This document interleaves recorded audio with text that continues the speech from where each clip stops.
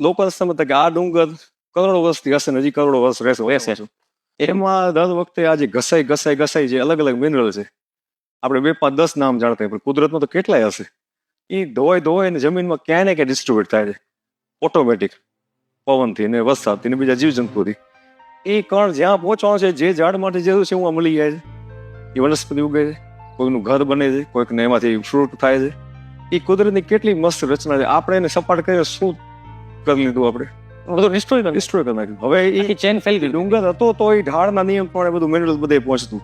હવે ડુંગરને સપાટ કરી નાખ્યો, અમે જે ખનિજ તેમાંથી કમાણા, હવે એ આખી જિંદગી બધા પ્લાન્ટ ભૂખ્યા રહેશે. અને આ પ્લાન્ટની જવાબદારી કુદરતની હતી, એટલે ડુંગર રાખ્યો હતો. એની આખી ઇકોસિસ્ટમ ક્રિએટ થઈ હતી.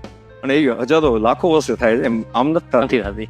હવે એ તમે ડિસ્ટ્રોય કરી નાખી આ સામાન્ય લાલચના માટે. એટલે કાંઈ ન કરો એટલે રહેવા દો તો એ આખી સિસ્ટમ હાલે રાખશે. આ કોઈને પાણી નથી પીવડાવતા, એક વરસાદનું પાણી પીવીને જીવે છે.